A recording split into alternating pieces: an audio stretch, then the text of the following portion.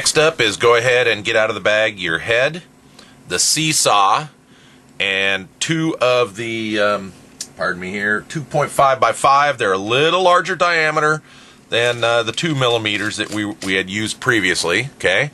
And they're not as big as the 3 millimeters. And make sure they're the right screws. And two of the larger shouldered bearings that are in the parts tray, all right? You'll find out if you got the wrong ones, they won't fit in the head, and they're going to go in this hole that has a shoulder inside, basically, so go ahead and press those in, okay, and seat them. Now, I don't think we need green Loctite or anything on these. These aren't rapidly spinning bearings. The chance of them spinning in the head and causing problem are like slim to none. Okay, so the next thing is what we want to do is put some Loctite. What I'm going to do on this one is put some Loctite into the holes on the seesaw, okay? That way we don't foul up the bearings. Clean that off. Make sure it's in those holes, runs down in there, and that'll give us some Loctite for when we put these screws in, okay? So let's go ahead and do that. Now, there is an orientation this seesaw goes in the head. If you get it backwards, your head's going to be backwards, all right? So look where it says MSH, and there's a anti-rotation pin. You want to stick this in and rotate it so that the holes here where balls will be going later is oriented toward the rotation pin, okay? Not this way. If you do it this way, that's backwards, so it's going to be oriented this way. Go ahead and put those screws in, screw out down the seesaw, and we'll continue on. Okay, so there we go. Now, in the manual, it tells you to tighten these two screws with 2 Allen wrenches. The idea that they want you to do is don't tighten one up and then tighten the other and make a binding issue. So what I did is little, and what I did is if you tighten them up too much, you will get a notchy bearing, okay? I noticed that. So I just backed them off a little bit, again, made sure Loctite's going to do the job. When I say backed them off, they're still tight, just not as tight as I would have made it on other heads I've built.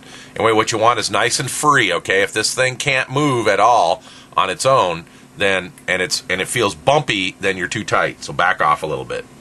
All right, next step, let's go ahead and get the balls out. Now the balls go on the outer hole on the seesaw, so let's go ahead and put those in. Drop a CA in there if you like, and we'll continue on.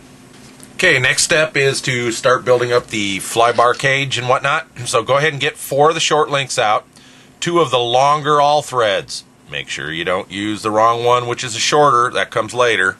So 2 of the long all threads.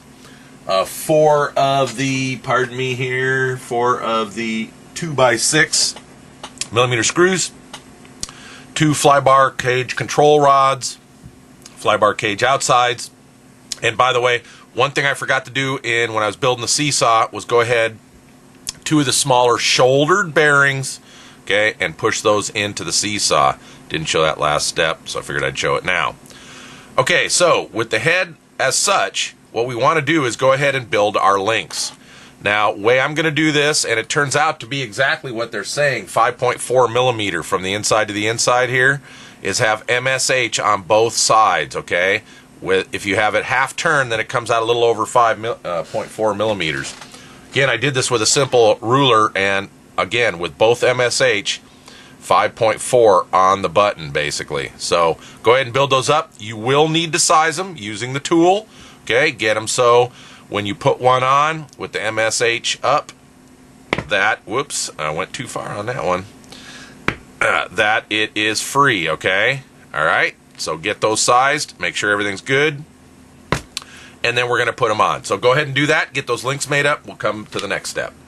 Okay, both links made up, 5.4 MSH, I'm facing the same side on both. Now, this is going to be kind of important when we go to put all this on the head and make sure that our links go on the washout without a half twist or backwards, okay? So what you're going to do is take the link with both MSH up and then take one of the fly bar cage carriers and look at the opening in the hole here. What you're going to do is you're going to put that on so that the MSH faces this hole. So I've got the MSH up, come down here, snap that on.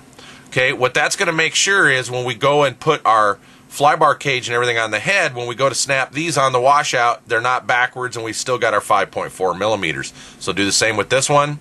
MSH pointing up toward the hole, snap it on, and that's it. Okay, the next step is we're going to go ahead and now get your fly bar out. We're going to need that. We're going to run that through the seesaw and start building our fly bar cage. Okay, so the next step, we got the fly bar in. Don't worry about where it is right now. We'll come to that.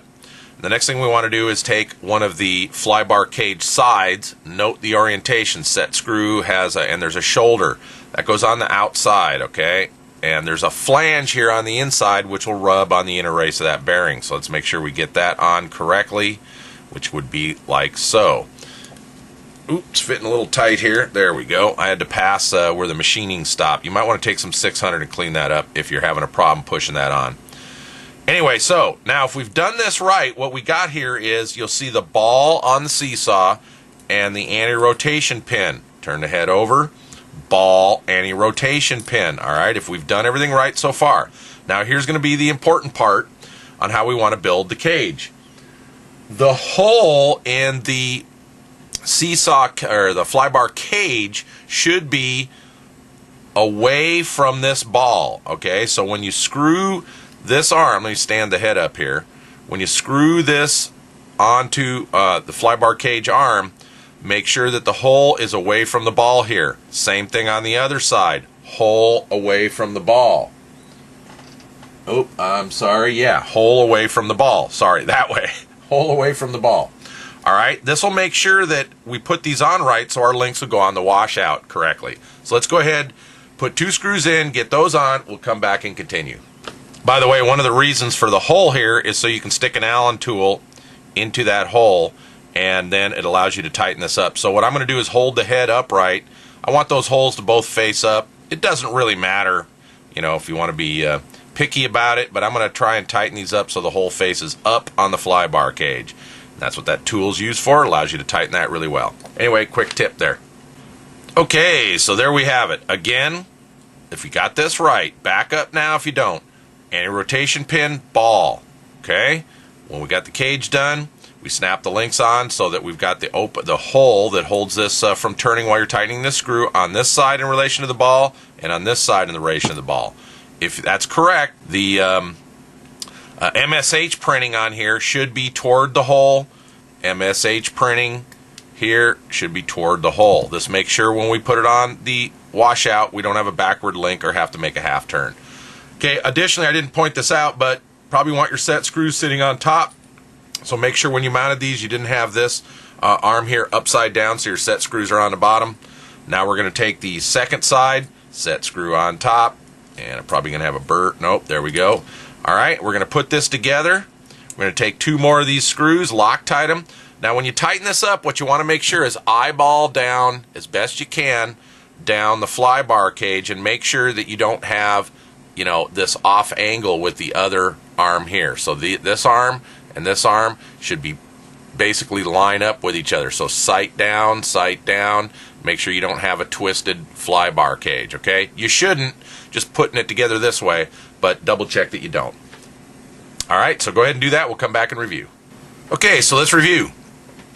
Again, if we built this right, here's what we should have. The hole in the seesaw here. Now, that's not that important, but what's important is how the links went on. Hole here, ball here.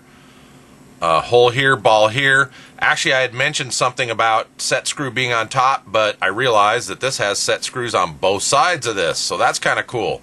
The reason I brought it up before is I'm used to helis that only have one, and you want to orient that toward the top so you can get at it when you're working on the heli. But anyway, since there's one on both sides, it doesn't really matter. Anyway, ball, hole, the MSH should be out on both of these links toward the hole, out on both of these links toward the hole. Hope that makes sense. That's what we want. That finishes this step. Let's continue on. Okay, so next up is get the 4 set screws out. And what we want to do is measure between the fly bar cage, the end, and the fly bar cage and the end. Okay, both ends. Make sure we have the same measurement. It's important to do this for vibration. Anyway, I wound up with pretty much, pardon me here, pretty much 117 excuse me, 107, pardon me, millimeters on both sides, or pretty close. It was just a hair under 107 on each side. Anyway, get them the same. Your mileage may vary. I'm sure they don't machine these exact. But anyway, go ahead and then take your set screws. Don't forget the Loctite. Put them in. Put them in.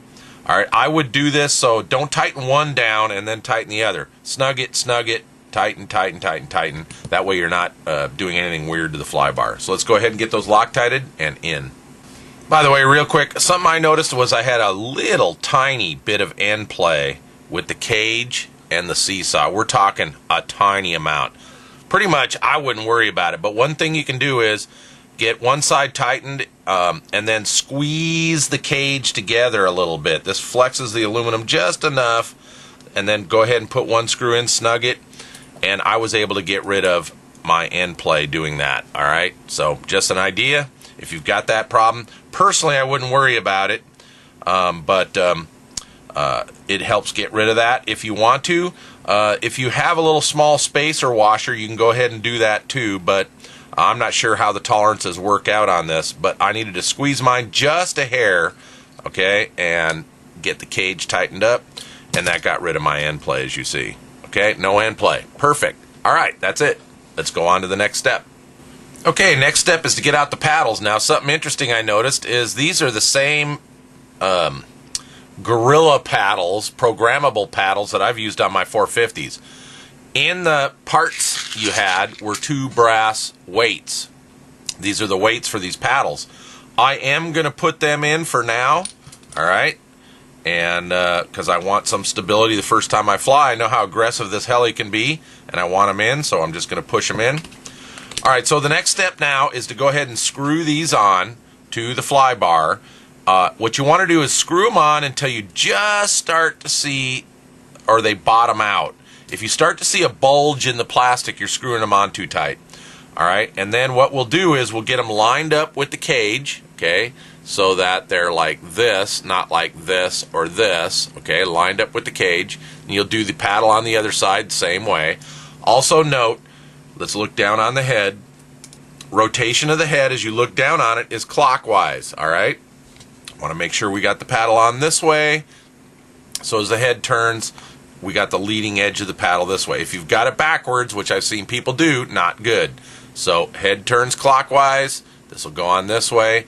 We're going to screw it on until it just tightens up. And then what I like to do is take some super thin CA, once I get them lined up with the fly bar cage, and just run it down the fly bar, and that makes sure that they're not going to turn at all. All right. If you want, you can put some CA in the threads, but you got to be quick and screw it on. I'd use a slow cure CA, put it on the thread, screw it on, get it lined up again with the fly bar cage, you know, so your trailing edge is not angled off. All right, and go ahead and do that. So let's get them on a review. Okay, so there we go. We've got the paddle on. Again, leading edge, relation to the head. It's important you get that right. Another important thing is make sure when you tighten these up that the trailing edge is in line with the fly bar cage screw and the leading edge is as well. Check both paddles. That should make sure everything's good. Now, the manual says 92 millimeters, and that's what mine turned out to. If I started tightening 92 millimeters from here to here, whoop, little CA runoff there. If I started tightening more than that, the fly bar started to bottom out a little bit, and I started to get a bulge, as you see right there. But it did tighten up right at 92, which is exactly what the manual says. Then I just ran a little CA down, thin, super thin, down there, runs into the hole on the paddle. Make sure they're secure so they don't turn after that. All right, so that covers that. That's done with the fly bar cage and fly bar. We'll move on.